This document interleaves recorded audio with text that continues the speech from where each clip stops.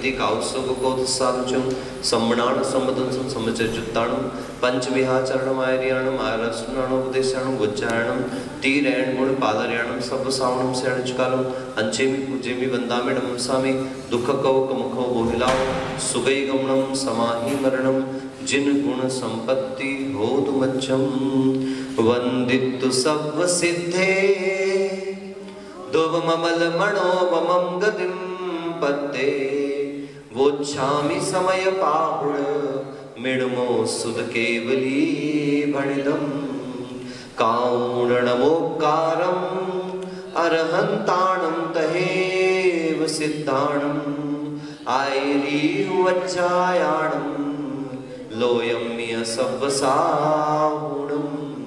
पंच परमेष्टि भगवान की जय।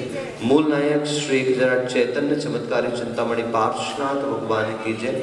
आचार्य भगवंत श्री कुंद कुंद महाराज की जय। आचार्य भगवंत श्री जयसेन महाराज की जय। चारित्र चक्रवर्ती प्रथम आचार्य गुरु श्री शांति सागर जी महाराज की जय। परम पूज्य समाधि सम्राट अभिक्षण ज्ञानोपयोगी वात्सल्य मूर्ति मम दीक्षा गुरुवर्य आचार्य भगवंत अभिनंदन सागर जी महाराज की जय। द्वादशांक जनवाणी माता की महाराज की जय। हाँ जी, अपना पुण्य पाप अधिकार चल रहा है। नहीं अभी कहाँ हुआ, अभी तो बचा, अभी तो पुण्य पाप अधिकार की 4 गाथाएं बची हैं, फिर आश्रव अधिकार इसके बाद चालू होगा। चलिए आइए देखें। कल हम लोगों ने देखा था कि जिस प्रकार से वस्त्र के ऊपर यदि मल आ जाए, मैल आ जाए, तो वो वस्त्र की सफेदी को ढक देता है, ऐसे ही मिथ्यात्व रूपी मल जो है वह हमारे सम्यक दर्शन को ढांक रहा है। अज्ञान रूपी मल जो है, संशय विमोह विभ्रम आदि जो अज्ञान है, ये मल हमारे सम्यक ज्ञान को रोक रहा है। और इसी प्रकार से सबसे महत्वपूर्ण कषाय राग द्वेष मोह आदि परिणति जो है वह हमारे सम्यक चारित्र को बाधित कर रही है। इसलिए हमारा पुरुषार्थ अपनी श्रद्धा को निर्मल बनाने का होना चाहिए। अगर श्रद्धा निर्मल होगी तो ज्ञान में निर्मलता स्वयमेव आ जाएगी, और जो चारित्र हम पालन कर रहे हैं वो चारित्र भी निर्मल अपने आप हो जाएगा।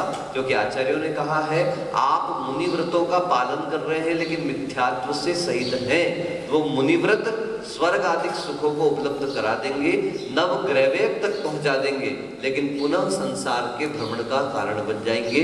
मगर यदि सम्यक्त्व के साथ व्रतों का पालन किया जा रहा है तो निश्चित रूप से वह निर्वाण की परंपरा का अधिकारी बन जाता है। अब आचार्य भगवंत अगली गाथा में कहना चाह रहे हैं कि कर्म स्वयमेव जो बंध है वो कैसे बंध होता है, किस प्रकार से बंधन का निमित्त बनता है, उसको आगे की गाथा में अपने सामने प्रस्तुत कर रहे हैं। आइए देखेंगे। सो सवर्णान दर्शी कम्मरेण ण्येन वच्छन्नो संसार समावन्नो न विजानति सब्बदो सब्बम। एक बार साथ में बोल लेंगे सभी लोग। सो सवर्णान दर्शी कम्मरेण ण्येन वच्छन्नो संसार समावन्नो न विजानति सब्बदो सब्बम। आचार्य भगवंत कह रहे हैं सो यानी सह, ये विसर्ग का ओ होता है, हमेशा ध्यान रखना है। आकार के पीछे आए हुए विसर्ग का बहुत आयत में जहां जैसा भी सूत्र आएगा उस हिसाब से ओ होता, तो कहीं भी सो ऐसे शब्द लिखे हुए मिले तो समझ लेना कि वो विसर्ग है। सह सब नाण दर्शी, वह सबको जानने वाला है, सबको देखने वाला है। यहाँ पर पुनः कहा जाए जानने और देखने का मतलब ये जानना और देखना नहीं है, आत्म स्वभाव ज्ञान और दर्शन की बात चल रही है। क्योंकि ये जो ज्ञान आप प्राप्त कर रहे हैं वो ज्ञान ना होकर के जानकारी है। क्या है बोलिए? मैंने आपको बताया आत्मा में रूप नहीं होता, आत्मा में रस नहीं होता, आत्मा में गंध नहीं होता, आत्मा में स्पर्श नहीं होता, आत्मा में शब्द नहीं होते, आत्मा में वर्ण नहीं होता, उद्गल में होता है। तो ये जो बताया ये क्या हो गया आपका जानकारी, जानना नहीं, जानकारी हो गई, जिसको हम आत्मा का स्वभाव ज्ञान कह रहे हैं। जब वो हमारे अनुभव रूप में आ जाएगा तब उसको हम क्या कहेंगे? ज्ञान। ज्ञायते अनेन वा ज्ञप्ति मात्रम वा ज्ञानम। ऐसा अपन को सर्वार्थ सिद्धि ग्रंथ में प्रथम सूत्र की टीका में पूज्यपाद महाराज जी के माध्यम से मिला था कि जानाति ज्ञायते अनेन वा ज्ञप्ति मात्रम वा ज्ञानम। जानता है जिसके द्वारा जाना जाता है, या ज्ञान मात्र जो है उसे सम्यक ज्ञान, यह संज्ञा हमारे सामने प्रस्तुत करी थी। तो यहाँ पर भी जो आप पढ़ रहे हैं, मैं पढ़ा रहा हूँ, वो ज्ञान नहीं होकर के वो क्या है? जानना, जिसको व्यवहार से हम लोग ज्ञान कहते हैं। ठीक है, ज्ञान प्राप्त कर रहे हैं, ज्ञान प्राप्त कर रहे हैं, ज्ञान प्राप्त कर रहे हैं, जबकि आचार्यों ने स्पष्ट कहा है ज्ञान को प्राप्त नहीं करना पड़ता, जानकारी प्राप्त की जाती है। ज्ञान तो आत्मा में है। आप टिकट लेकर के आइए, आप पासवर्ड लेकर के आइए, जानकारी पासवर्ड हो गई एक प्रकार से। आप पासवर्ड लेकर के आइए, एटीएम लेकर के आइए, दिखाइए, आपके वहां से पैसा निकल कर के आ जाएगा, आपका मोबाइल खुल जाएगा, आपका लैपटॉप खुल जाएगा, आपका कंप्यूटर खुल जाएगा। किसकी आवश्यकता थी? पासवर्ड की। तो हम आपको क्या दे रहे हैं? बोलिए, सिर्फ पासवर्ड दे रहे हैं। मटेरियल तो आपके पास आपका है, मैंने आपको मात्र पासवर्ड बताया है। आचार्य कुंद देव कह रहे हैं मैं आपको सिर्फ पासवर्ड बता सकता हूँ, मटेरियल तो आपका आपके पास उपलब्ध है। इसलिए प्राप्ति शब्द भी एक प्रकार से देखा जाए तो वो आपदी के अर्थ में है, यानी अंतरंग से उद्घाटित होता है ज्ञान, जबकि बाहर से प्राप्त की जाए वो, बोलिए, जो बाहर से प्राप्त की जाए वो जानकारी, और अंदर से उद्घाटित होता है वो। तो जानकारी पर द्रव्य है और ज्ञान आत्म स्वरूप है। इस बात का स्वद्रव्य आत्म स्वरूप, इसलिए आत्म चतुष्टय की तरफ ध्यान देना चाहिए। गुरुदेव ने जब हमको दीक्षा दी, अभिनंदन सागर जी महाराज जी ने, तो उस दिन जब हम वहां से मंच से उठ करके आए तो सामायिक महाराज जी के पास करी, और सामायिक करने के बाद जब जाने लगे तो महाराज जी तो 3 बजे तक मौन रहते थे। आचार्य का उपवास था उस दिन का, तो आचार्य 3 बजे तक तो मौन थे। सिर्फ 5-10 मिनट ही उस दिन उन्होंने बोला होगा, बाकी दिन भर ही मौन रहे। उपवास के दिन तो ज्यादातर आचार्य मौन ही रहते थे, और दोपहर की सामायिक ज्यादातर उपवास करते थे तो खड़े होकर के करते थे। एक बार तो आधा घंटे, पौन घंटे, 1 घंटे। तो आचार्य ने मेरे से कहा, देखो भाई, मैंने आचार्य के चरणों में सिर रखा, आचार्य आपने महान कृपा करी जो आपने मुझे दीक्षा दी करके। तो आचार्य मुझसे क्या कहते हैं? आपके पुण्य का उदय था, मैं तो निमित्त मात्र हूं। क्या कहा आचार्य ने? आपके पुण्य का उदय था। है उमा स्वामी महाराज कहते हैं कि जो योग्य गुरु होता है, भले सूत्र रूप में कहा है, उसके अर्थ को मैं आपको कह रहा हूं कि जो योग्य गुरु होता है वो हमेशा यही कहता है, बेटा तेरा पुण्य था, तेरी योग्यता थी, तेरा उपादान था, तो मेरे हाथों से काम संपन्न हुआ। और योग्य शिष्य क्या कहता है? भगवान मेरे अंदर तो कोई योग्यता ही नहीं है, आपकी कृपा से बांसुरी बना हूं, मैं तो ठेठ बांस था। हे भगवान, आपकी कृपा से सुरीला हुआ हूं, आपकी कृपा से पूज्य हुआ हूं, ये योग्य शिष्य कहता है। और पापी गुरु और लोभी गुरु और पापी चेला क्या कहेगा? चेला हमेशा कहेगा, अरे आपके पास मेरे से पहले था कौन? मैं आया तो संग बन गया, मैं आया तो संग बढ़ गया, मैं ही तो तुम्हारा ध्यान रखूं, मैं करते रहेगा। और पापी गुरु भी क्या कहेगा? तेरे को तो कोई पूछ नहीं रहा था, कितने संगों में तो भटका फिरा है? मैं था तो मैंने पूछा। हो सकता है कभी सामने वाला रास्ते से भटक रहा हो, सामने वाला गलत रास्ते पे जा रहा हो, उसको समझाने के लिए, उसको सही मार्ग पर लाने के लिए अगर गुरु उसको कभी कह देते हैं तो ये कर्तृत्व भाव नहीं है। मान लो जैसे कोई गलत रास्ते पे जा रहा है, कौन पूछ रहा था तेरे को, मैंने रखा तुझे, तो ये गलत भाव नहीं, ये उसको सिर्फ समझाने के लिए कहा गया। मगर वो हृदय में और वचनों में हमेशा ही ऐसा प्रयोग करता रहता है, तो ऐसा गुरु भी नारकी और ऐसा शिष्य भी नारकी, दोनों का पतन होने वाला। मैं का भाव, मैं का भाव, मैं का भाव, ये मैं का भाव ही निकालना है। अभी हम लिख रहे थे तो यही बात चल रही थी, कर्तृत्व भाव से बड़ा कोई दुख नहीं है महाराज, और कर्तव्य भाव सुख का कारण बन जाता है। आपने जो किया मैं जो कर रहा हूं ये कर्तव्य भाव के साथ करिए, ठीक है ना। मैं था तो करता था, मैं हूं तो कर रहा हूं, मैं चल जाऊंगा देखते कौन करता है। भैया किसी का आज तक संसार नहीं रुका। महावीर भगवान चले गए तो गौतम स्वामी की अपनी दुकानदारी चालू हो गई है। महावीर स्वामी सोच के बैठे रहे मैं हूं तो गौतम स्वामी की चल रही है। गौतम स्वामी ये अहंकार करके चले कि मैं आया तो उनकी वाणी खिरी, नहीं, अहंकार आपको कहीं लेकर के नहीं जा सकता। इसलिए ध्यान रखें, प्रत्येक व्यक्ति अपने अपने कर्म का फल भोगता है। चाहे आप किसी ग्रंथ में चले जाइए, किसी धर्म में चल जाइए, सारे धर्मों ने ईश्वर को कर्ता या अन्य कुछ मानते हुए भी कर्म की महत्ता को स्वीकार किया है, कर्म की सत्ता को स्वीकार किया है। गीता जैसे ग्रंथों में भी स्पष्ट लिखा है कर्मणि एव अधिकारास्ते, कर्म पर हमारा अधिकार है, बाकी अन्य चीजों पर हमारा कोई अधिकार नहीं। हम जो कुछ भी भोग रहे, रामायण में रामचरितमानस में बहुत सुंदर पंक्ति लिखी हुई है, अभी राम कथा करी तब हमारे देखने में आई थी। कर्म प्रधान विश्व करी राखा, कर्म प्रधान विश्व करी राखा, जो जस करहि सो तस फल चाखा। कि सारा का सारा विश्व जो है वो कर्म प्रधान है, जो जैसा करता है वो उसके फल को भोगता रहता है। साइंस ने कह दिया, we have Newton's third law of motions for action and reaction, for every action there is equal and opposite reaction. हर क्रिया की प्रतिक्रिया बराबर और विपरीत दिशा में हुआ करती है।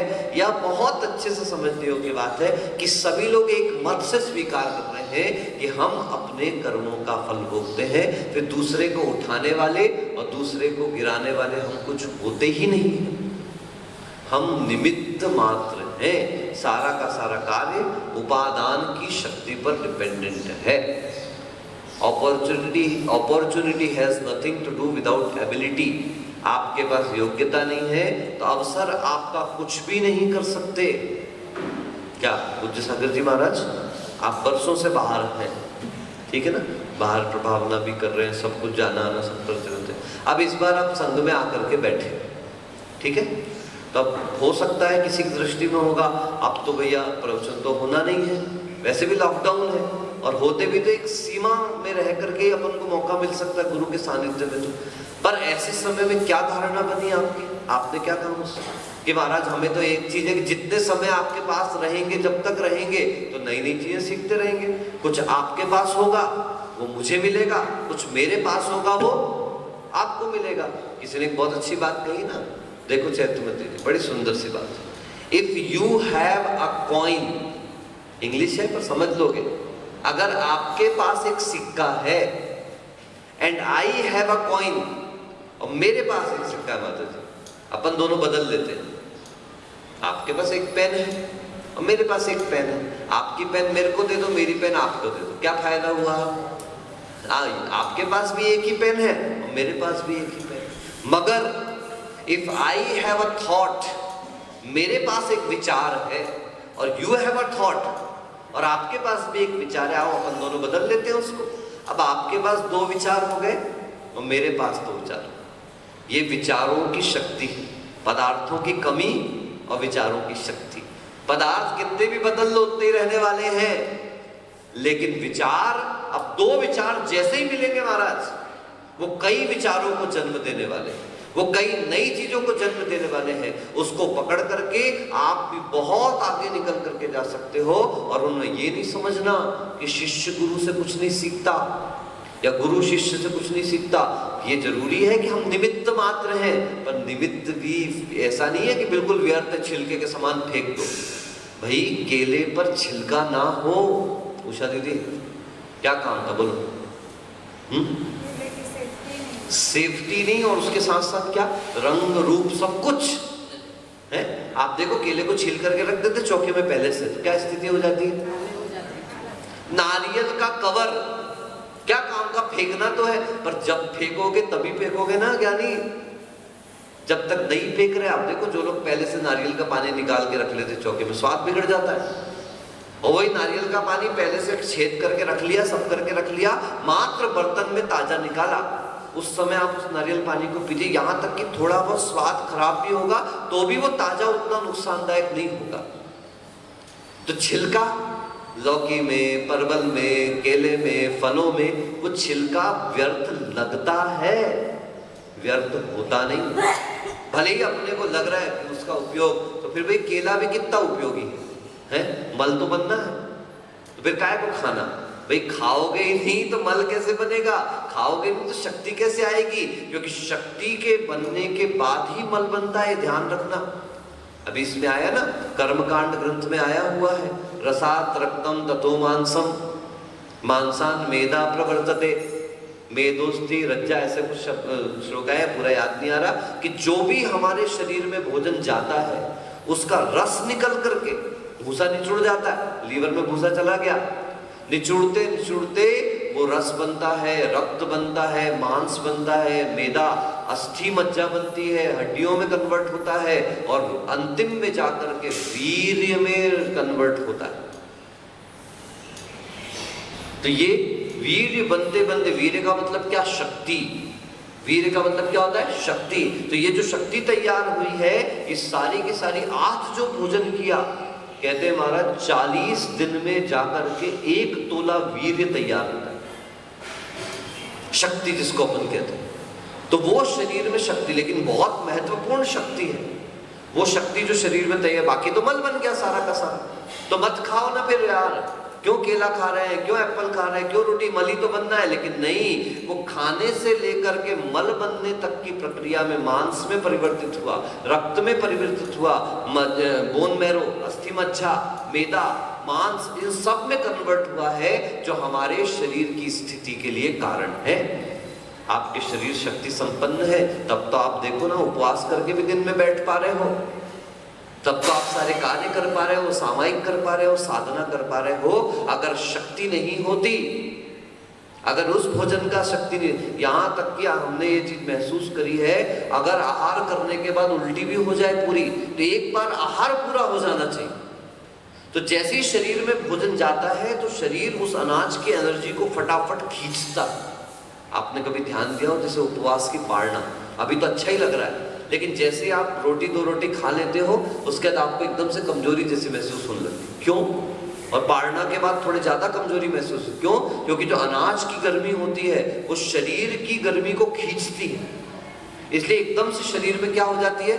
गर्मी आना। इसलिए कहा उपवास की पारना के बाद आके थोड़ा सा विश्राम कर लो, तो शरीर सामान्य हो जाता है, व्यवस्थित हो जाता है। ठीक है ना? इस बात का ध्यान रखना चाहिए। और भी मैं तो हमेशा सबको बार बार कह रहा हूँ, आप जितना हो सके दिन के उजाले में पढ़ाई करें, आप जितना हो सके दिन के उजाले में पाठ करें, आप जितना संभव हो लाइट का प्रयोग से बचें। ये लाइट, ये वाली जो लाइट चल रही है ना आजकल, आप साइंस के स्टूडेंट हैं नहीं इसलिए जानते नहीं हैं। पहले बल्ब जलता था पीले कलर का, रोशनी भले ही कम दिखती थी पर नुकसान नहीं करता था। पर ये जो व्हाइट लाइट चल रही है, जो अपने कमरों में CFL जिसको कहा जाता है, इसमें नियॉन आदि गैसों की मात्रा बहुत अधिक होती है। और वैसे भी हमेशा ध्यान रखना, जो ईंधन की खपत कम करता है और ज्यादा परिणाम देता है, इसका साफ अर्थ है कि वो कहीं ना कहीं घातक सिद्ध हो रहा है। शरीर में आंखों की रोशनी का कम होना, कैंसर आदि की समस्या होना, त्वचा संबंधी रोगों का होना, शरीर में गठान का बनना, ये CFL आदि जो बल्ब होते हैं, इसके प्रयोग से बहुत ज्यादा नुकसान शरीर के तत्वों में हो रहा है। लेकिन अपन क्या, स्लो पॉइजन है, धीमे धीमे होता है, तो अपन लोगों को ज्ञात नहीं होता। लेकिन ये मैं बार बार कहूंगा कि जिसमें तेल कम हो और रोशनी ज्यादा आ रही, मतलब वो दीपक बुझने वाला है। ठीक है ना? इसलिए सावधानी अवश्य रखना चाहिए। आइए देखते हैं टीका क्या कह रही है। अभी तो पूरा अर्थ ही देखा अपन ने। तो वो आत्मा स्वभाव से, सह मतलब जिस आत्मा की बात चल रही है, वह आत्मा स्वभाव से कैसी है भैया? सर्व ज्ञानदर्शी, सबको जानने वाली, सबको देखने वाली है। निजेन कर्म रस्सा, किंतु देखो कम रैण लिखा ना, कम रैण मतलब कर्म रज से, किसके? नियेण, नियेण शब्द संस्कृत में निजेन बनेगा, निज की कर्म रज के द्वारा, तृतीया विभक्ति बनी है, कर्म रजेण नियेण। निजेण मतलब निज की कर्म रज के द्वारा, वच्छन्नो, अवच्छन्नो का मतलब क्या हुआ? अवच्छन्नो मतलब आच्छादित हुआ है। आत्मा ज्ञान स्वभाव वाली है, दर्शन स्वभाव वाली है, लेकिन स्वयं के किए कर्मों के पर्दे के कारण वह ज्ञान दर्शन ढका हुआ है। और उसके कारण क्या हुआ? संसार समावन्नो, संसार सम आपन्न, यानी वह संसार को प्राप्त हुआ है। न विजानति सब्बदो सब्बम, इसी प्रकार से वो सर्व तत्व को जान नहीं पा रहा है, सर्वलोक पदार्थों को नहीं जान पा रहा है, संपूर्ण ज्ञान को प्राप्त नहीं कर पा रहा है। क्यों? क्योंकि कर्म रज से बंधा हुआ है। कर्म किसके द्वारा हुआ है भैया? तब आचार्य भगवंत कहते हैं कि निज का ही है। अत पूर्वम मोक्ष हेतु भूतानाम सम्यक्त्वादि जीव गुणानाम मिथ्यात्वादि कर्मणाम प्रच्छादनम भवति इति कथितम इदानीं तद गुणाधार भूतो गुणी जीवो मिथ्यात्वादि कर्मणा प्रच्छाद्यते इति प्रकटी करोति।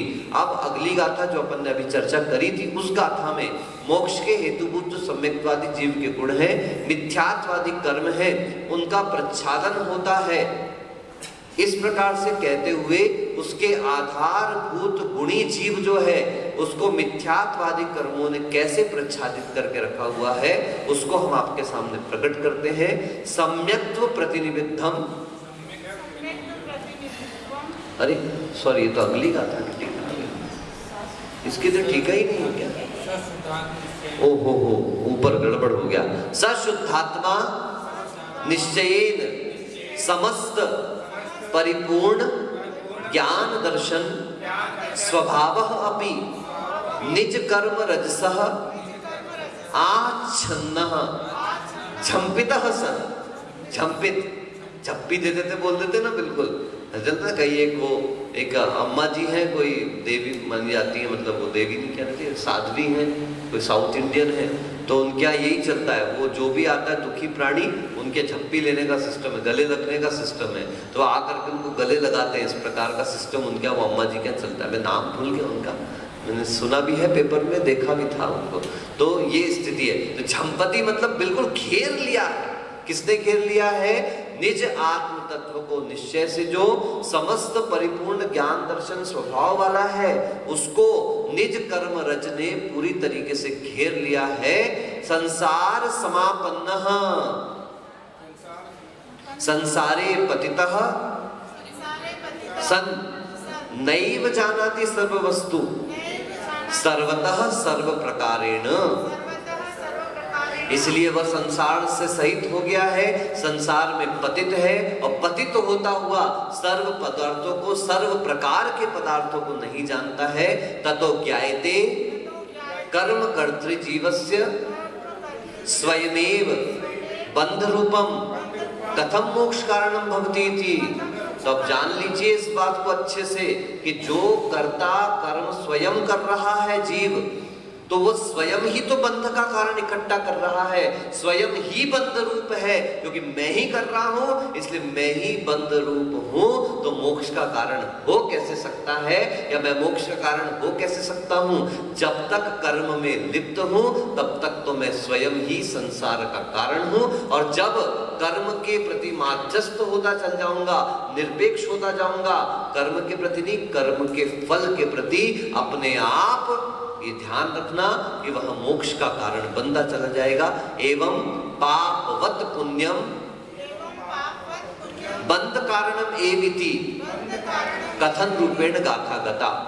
अब जाके उपसंहार हो रहा है वो पहली गाथा का, कि जिस प्रकार से पाप बंध का कारण है, ऐसी पुण्य भी तो बंध का कारण है, और बंध संसार का कारण है, और संसार दुख का कारण है। इतना सारा जानते हो। किसी ने कहा प्यार एक खूबसूरत फूल, फूल जैसे गुलाब, गुलाब होता है लाल, लाल मतलब खतरा, प्यार मतलब कहां से घुमाया? बोले आज सूरदास था, उस सूरदास को निमंत्रण किया, आज भोजन के लिए आना भैया। आ तो रहे हैं, बोले ये तो बताओ कि तुमने भोजन में बनाया क्या है? तो बोले हमने तो खीर बनाई है, खीर। अच्छा खीर बनाई है?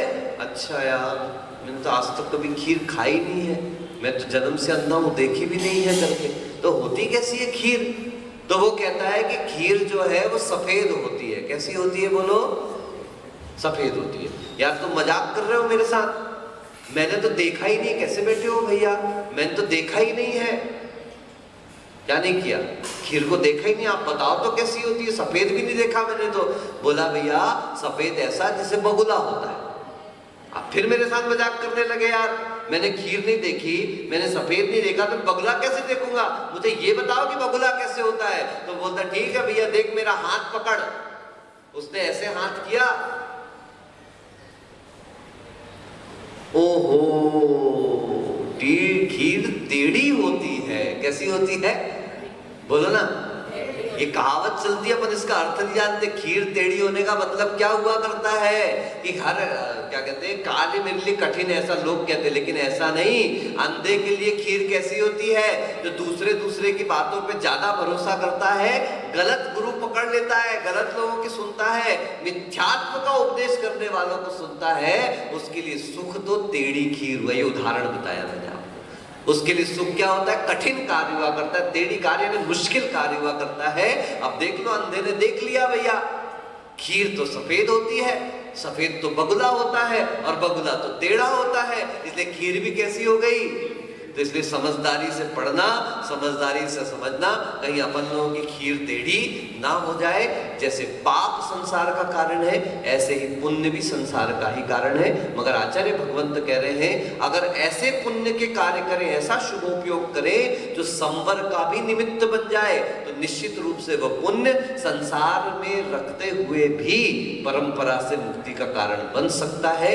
शुभोपयोग को एकांत से पुण्य और संसार का कारण नहीं कहना चाहिए।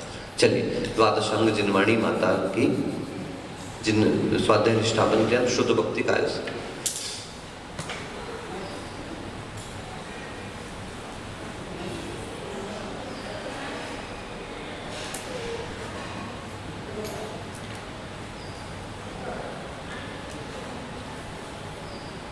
कोटिशतम द्वादश चैव कोटो लक्षाणि शीतिस्रधिकानि चैव पंचाशदष्टोच सहस्र संख्य मेतश्रुतम पंचपदम नमामि अरहंत भासीयत्थम गणहर देवी गंध्यम सम्मम पड़मामि भक्ति युक्तो सुद्राणम होविम सिरसा इक्षाई भक्ति सुदवत्ति काउसो उस्साच मंगोवंग पैन्ने पाहुणे प्रियम सुत्त पड़मामि उपभगे चूलिया चेव सुत्तथे थुदम कायम से अनुष्काल मंचेम पूजे मंदान स्वामी दुख को बोहिलाओ सुगै गमनम समाहि वर्णम जिन गुण संपत्ति हुदमच्छम यदर्थ मात्रा पदवाक्यहीनम मया प्रमादाद्यति किंचनोक्तम तनमिक शमित्वा विदधातु देवी सरस्वती केवल बोधलब्धि बोधि समाधि परिणाम शुद्धि स्वात्मोपलब्धि शिव सौख्य सिद्धि चिंतामणिम चिंतित वस्तु दाने पाम वंद मानस ममास्तु देवी।